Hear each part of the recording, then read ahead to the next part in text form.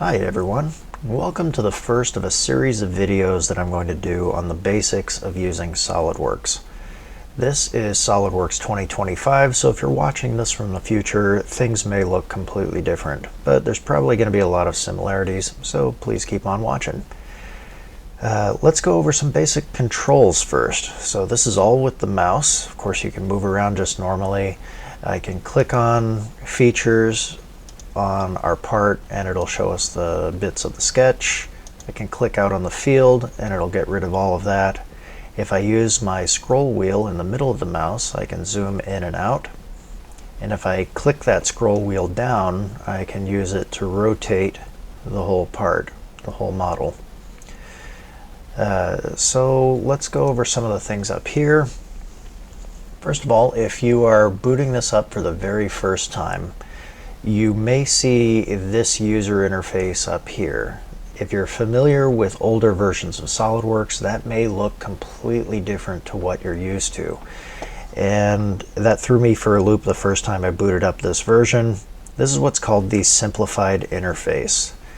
If you click down here, it will show you how to get rid of that and change it back to the old version. It's actually in the View tab, Workspace, Simplified Interface, and you can unclick that and it'll bring it back to the version that you're probably used to. We're going to actually do this part with the simplified interface, and in order to get to that menu, you mouse up here to the SolidWorks icon. You can see File, Edit, View, all the normal things that you would normally see on a Windows type computer. So like I said, it's in View, Workspace, and we're going to turn on Simplified Interface. That pops up over on the right hand side, and I'm just going to click the field to get rid of it. So like I said, we're going to draw this, and it's just a few simple commands to make this part. And it should show you a good number of things that are pretty useful and that you'll be using every time you start up SolidWorks. So I'm going to come over here. This icon with the blank page is our new icon. I'm going to click that. It will pop up with Part, Assembly, or Drawing. We're going to choose Part because that's what we're going to be making today. I'll get into these in future videos. So now that I have started a new part, everything is completely fresh. I want to draw attention to this icon in the center. This is your origin icon. Everything that you draw will need to be related to the origin. So I'm going to start this out. We actually start out in a sketch, but I'm going to start this out with a line. And when I click that line icon in the top left, I now have my cursor that looks like a pencil. And you can see that it will snap to 90 degrees, or horizontal or vertical, to the origin. It will also snap onto the origin point, which you can see with that yellow dot. So I'm going to click that, just the left click. You can draw at any angle. I am not holding down my left click button for this. I'm just, I clicked it once and it will allow me to drag out a line. You can also see that it gives you a measurement as you move. So that helps you get in the ballpark of the measurements that you want to use. And it's also snapping to 180 degrees. So I'm going to get it right there around 2.5 inches. The next one will be up right about here. Now here is an angled bit, and it will snap to 45 degrees, or in this case 135 degrees as well. I don't want it to be that, so I'm going to just choose a random angle here and then click my left mouse click again to establish a point, and you can see here it is aligning with the origin point down here. So that's going to be my corner, and then I can drag down. That way I'm guaranteed to get 90-degree angles on all of those. Once I clicked that last spot, it filled this in gray. And that means that it is a viable part, I suppose, that it's something that could be extruded into a solid. Now you will notice that this line, and oops, you can always hit the escape button, by the way, to if you accidentally click something. The escape button cancels whatever command you've just done. So you can see that this line and this line are both black because they're related to the origin point. The points on the ends of them are not. Those are blue, and all of these other lines are blue because we don't know how far those are away from the origin point. The sketch is not fully defined, as you can see down here by the underdefined notice. So the next thing we want to do is come up here to Smart Dimension. If I click Smart Dimension, that stays active. I can go to any line or point and I can click that, drag away from it, and it will give me my dimensions. Once I click out in the field, this is a left click, it will give me this box that allows me to type in a dimension, and I want that to be 2.5 inches. And I just type that in and hit enter. Then just go around and do the exact same thing to all these other lines. This one's going to be 1.5 inches. This one is going to be 2 inches, 2 1/8 actually, according to my drawing. And I'm not going to put a length on this because the thing that matters to me is this angle. To get an angle, I'm going to click this line, and I'm going to click this line, and it will give me an angle reading between those two lines. So here I'm going to choose 30 degrees. That fully defines everything. All the lines and all the points at the vertexes are all black now. So at this point, I can go on to the next thing, which is extruding. But first I want to show you, if I click my center scroll button, that allows me to rotate the model. And this is something that occasionally will happen accidentally. And if that happens, you can reorient your view with this icon right here, your view orientation. If you click it, it'll bring up this cube, and you can actually go to the corners of the cube as well. It shows you a little icon in the top right over here of what that view will look like. And you can also, if you click the down arrow there, you can choose your orientations from here as well. But it's a lot easier to just choose the cube face. And then it reorients your view. All right, at this point, we're done with adding dimensions to it. We're going to come over here and choose extrude. Now this has got a drop down menu and you've got quite a few options. You could extrude boss or base, which is what we're going to do. We're going to make it basically a plate, if you will. You could revolve it, which I'll cover in a future video, or you could do what's called a sweep, where you would make this face, this shape, follow a line of some kind, either a curve, usually a curve. We're going to be choosing extrude though, because we're going to be making this into a relatively thick plate.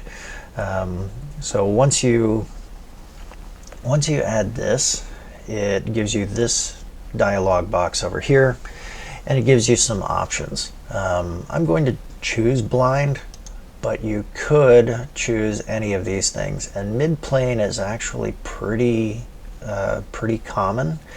Basically, it puts the plane of the drawing in the center of the part and extrudes outwards from both directions. In this case, though, I'm choosing blind. And I'm going to double click right there so that I can enter a measurement, and I'm going to make this 3/4 of an inch thick, 0.75 inches. So right there, we have now created ourselves a solid, and we can rotate around. We can reorient our view just like we could before.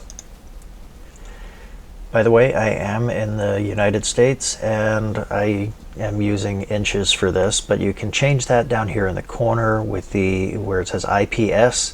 That stands for inch pound second. If I click that, I can change it to millimeters gram second, centimeters gram second, meters, kilogram second, whatever you want. I'm going to keep this particular drawing on inch pound second though, because that's the way I drew it to begin with. All right, so now we have our basic solid here, and we can start another sketch. Basically, each feature on this part is going to be a separate sketch. So I'm going to come up here to my sketch icon. I'm going to click that. It gives you this dialog box that tells you that you can select a plane, a planar face, an edge, whatever, or an existing sketch and add to that entity. So I'm going to click a face on this part. I'm going to click it right there. And now I'm starting my sketch on this particular face. The next thing I'm going to do is, let me get back to my other drawing here. I'm going to do these pockets in the sides, and I'm going to show you a couple of ways how to do that. So I'm going to do the pocket and the circle, then I'll show you the other side of the part. So for the pocket, I'm going to choose offset entity. And this allows you to choose your distance on your offset. I'm going to choose 1/4 of an inch, 0.25 inches. And right now, nothing exists on my sketch, but I can still choose the lines from the previous drawing. And I'm clicking, left clicking on that line, and then left clicking in the direction that I want to go. Oops. That doesn't stay active. I forgot about that. So you have to choose offset every single time. I'm clicking that line and then clicking the field in the direction that I want to go. So I'm just going to do this real fast.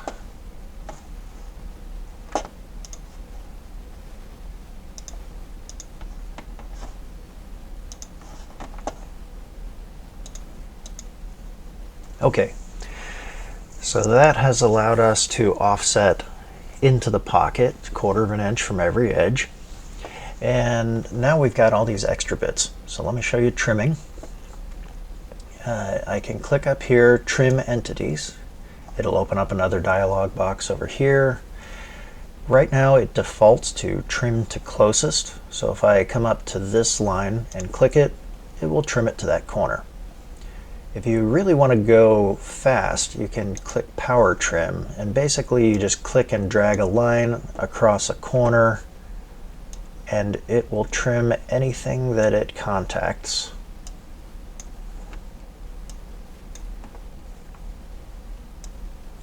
Just like that.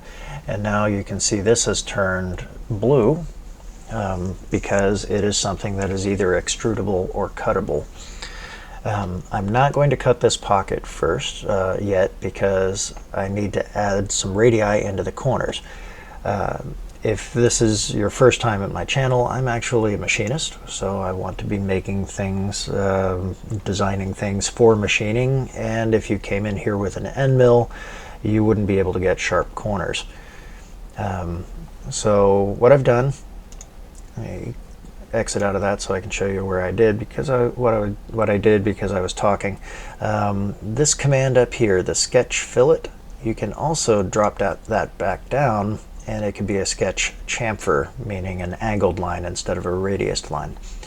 I'm choosing fillet though because that's what I want, and right here it's asking for a radius, so I'm going to put that in at 0.125. So that would be a radius of 1/8 of an inch. That would be a 1/4 inch end mill creating that, or a smaller end mill anyway with a CNC machine. Now it's asking for entities to fillet, and you can do this two ways. You can click the lines where you want the fillet to be at the intersection, or you can click the point in between those two lines right at the corner. I usually go with the point because it's only one click and I'm lazy. So once I have all my fillets done, I can click that green check mark over here on the left and it fillets everything.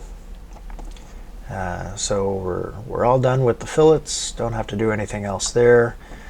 Let me get out of that. And I'm going to angle this a little bit so you can see what we're going to do. This feature's complete. And now I have an extra option up here, which is extruded cut. You couldn't do this initially because you didn't have any geometry to cut into, but once you have a solid, you can cut into it, and you can also do, similar to the extruded boss or base, you can also do a revolved cut. I'll get into that in a future video. So we're going to do the extruded cut.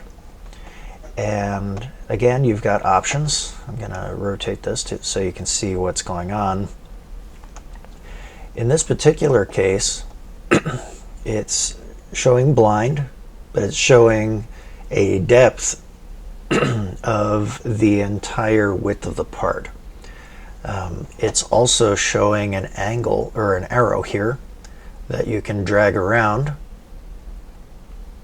and you can use that to flip the direction of the cut if this was something like that, or in this case you can change the depth, or you can come over here and you can just type in the depth, which I want it to be 1/8 of an inch deep,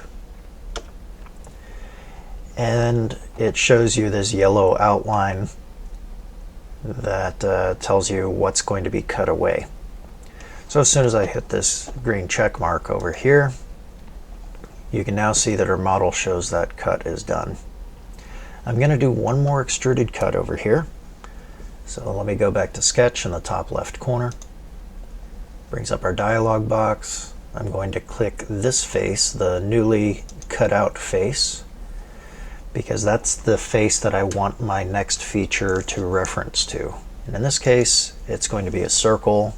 I'm going to click roughly in the space where that circle is going to be.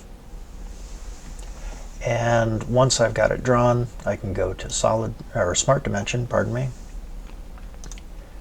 I can click that and I can type in my diameter, which is going to be 1/2 inch. And now it's still blue. That's because it's not fully defined. And it doesn't necessarily have to be fully defined to the origin point. It can be fully defined from edges that are already defined to the origin point. So in this case, I'm going to make this 3/4 of an inch in from this side, and you can see I just clicked on one side of the part, and then I clicked the circle itself. You don't have to click the center point of the circle. You can, but you don't have to. It's a lot easier to click the circle itself.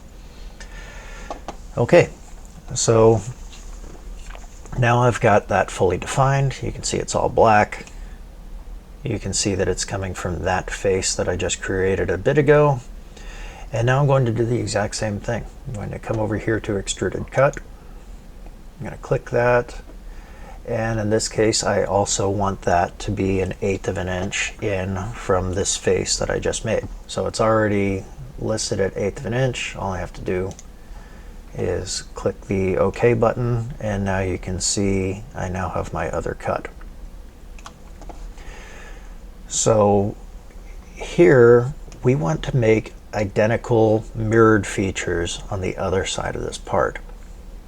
So we could just draw that and do all of our dimensions again, or we've got a trick up our sleeve.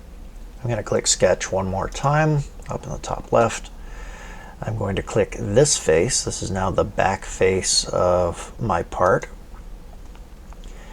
And now everything that I draw is going to be off of this face, but I can use this button right up here, convert entities, pardon me. So I've clicked that. It opens up a dialog box, and I'm going to swing around over here, and you can choose any feature on this side. If you choose, let's say, this circle, it's going to convert that circle, right? So that is actually choosing an edge of a feature, and it could have easily been the bottom edge since there's the same shape. So when I click the green check mark, it's going to create that circle on this face. Fantastic. That's all I need right now. I'm going to hit extruded cut, and I know that from this face, that circle is not just 1/8 of an inch, it's actually 1/4 of an inch, because the previous one was done 1/8 of an inch from the other face that I had created, but I haven't created that one yet, and I'm going to show you why. So I click that. You can see my full depth right there. I'm going to click my green check mark. Yay, that's done. Okay, the reason I didn't show you the pocket first is because I want to show you what you can do with convert entities. Come back up to the top left again, click sketch. I'm going to choose that face again, that same face that we just sketched from. And this time I'm going to click convert entities. And rather than having to click each individual edge like I did with this circle, which was a simple shape, I can just click the face and it converts the shape of that entire face to the other side. So let me flip that around. There it is. Everything's ready to go. One click, or a couple of clicks anyway. Now I can go back into extruded cut, and this time, just like the other side, it's going to be 1/8 of an inch, 0.125 inches from that face.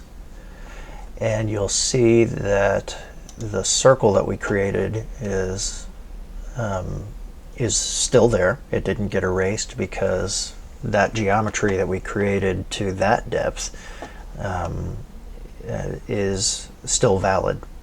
If we had gone deeper on this pocket, then this circle would be just hanging out in space and it wouldn't exist on the part anymore. It would still exist as a sketch, but it wouldn't be part of the solid model. Now the last thing on my original part here, let me go back here, is this hole. And that is also going to be an extruded cut. But I'll show you, in order to get that angle, or the hole at an angle, it's actually incredibly simple. All you have to do is just click this face when you start the sketch. I can also click that face first and then choose the sketch button, and it will choose normal to that face. So at that point, I'm in a sketch, I'm on that face. I can click a circle, and I'm going to come in right in here, go back to Smart Dimension, and we need to fully define this according to that face. So in this case, this is going to be a 3/8 diameter hole. That's 0.375 inches. We want it to be right in the middle of the part, which is also 0.375 inches. That's half of 3/4.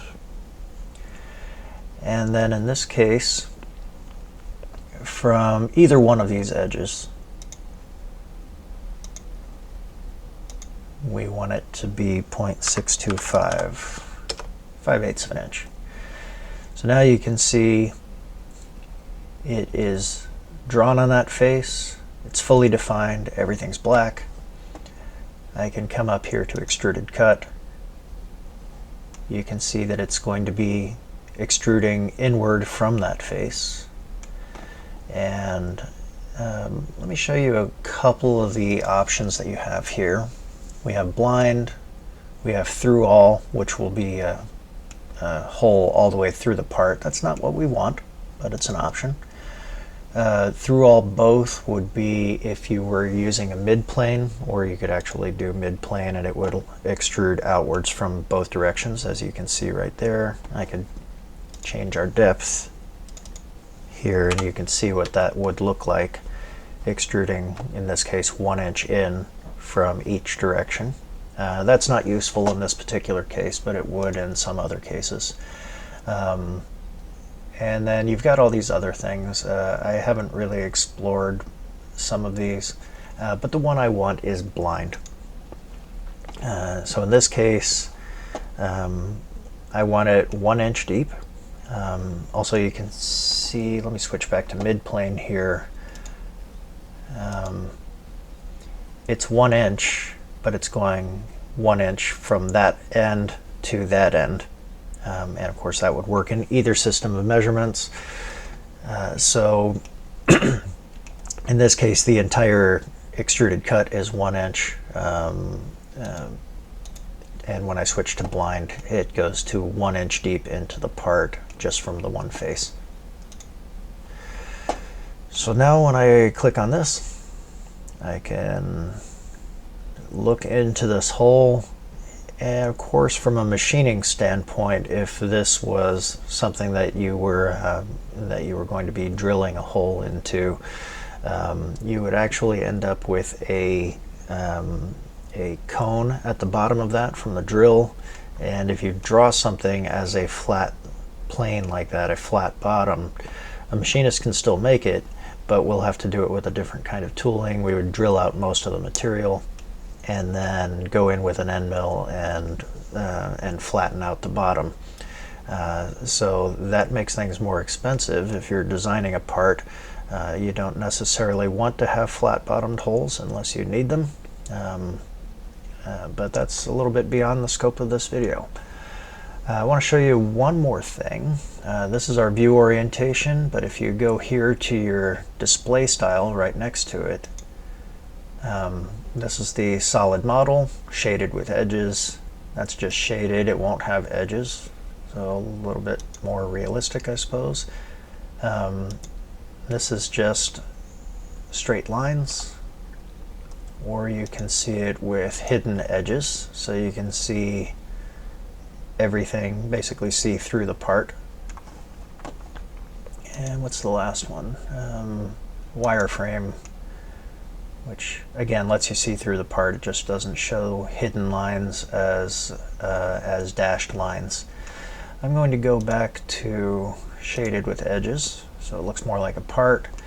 And the last thing I want to show you, and this is basic SolidWorks here, over here in the tree, you can see all of these features that you just did, and I can click on any one of them, and I can come up here and either edit the feature. So if I edited this feature, I could say that I really wanted it to be 1 inch thick instead, and it will change everything else accordingly.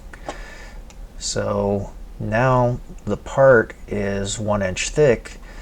These two pockets are still from this face, so they did not change. They're still 1/8 of an inch deep for this one and 1/4 of an inch deep from that face for that one. Same on the other side. You can see, however, that this feature is now offset. It's no longer in the middle of the piece. So if I come over here, I can now do the other thing that you can do. That was edit feature. Now I'm going to edit the sketch. So if you hit edit sketch, you can come in here and click any of these dimensions. So I just clicked that 3/8 dimension right there. And now that it's 1 inch thick, if I want it in the middle of the part, it needs to be 1/2 inch thick. And as soon as I did that, snapped it to the middle.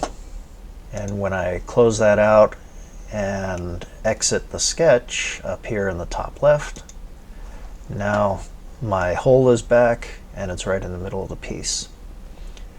So that's one thing you can do. You can also come in here, let's say that I didn't want to look at that hole. I can suppress it or hide it. So I'm going to suppress that feature and it disappears. You can also see that now that feature is grayed out in the feature tree, and then I can unsuppress it right there as well. So you can do that to any of these features. You just click on the feature in the tree and choose whichever one that you want to do. If you have already chosen that and your window disappears, just click out into the field to unhighlight it and then click it again. Otherwise, if you click this, it will try to rename that feature, which you can also go ahead and rename. Let's call that Pocket 1. That's handy if you want to say, hey, this is my quarter 20 tapped hole, or something like that. The last thing I want to show you is right up here. We have material, and if I right click that, I can edit the material, configure it, all that stuff. I can choose between a variety of common materials. So if I wanted that to be brass, I could click brass, plain carbon steel, whatever. If I click edit material, it'll bring up a more expansive list of alloys. So I can say 1045 steel, 4130. This is all the steels. You can close that drop down right there, and you've got your aluminum alloys.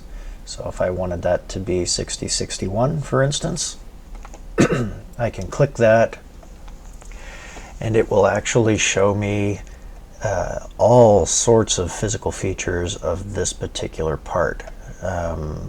So I can see that this part, the finished part, would actually weigh 0.097 pounds per cubic inch.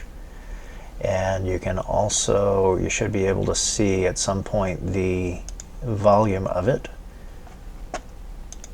And it's not as obvious right there, but it actually changed shade. So if I click that material again and say edit material, I'm going to make it into brass so it's more obvious that that it is a different color. So I go into copper alloys, I'm going to choose brass in this case, and hit apply, and there it goes, turns yellow. So now I've got a piece made in somewhat fake looking brass. Anyway, that's pretty much it for this video. I'm going to do a series of these. The next one I'm going to focus on doing revolves, which is basically making your sketch into a round part like you would make on a lathe. Thanks for watching. If you have any questions, let me know down in the comments, and I'll see you next time.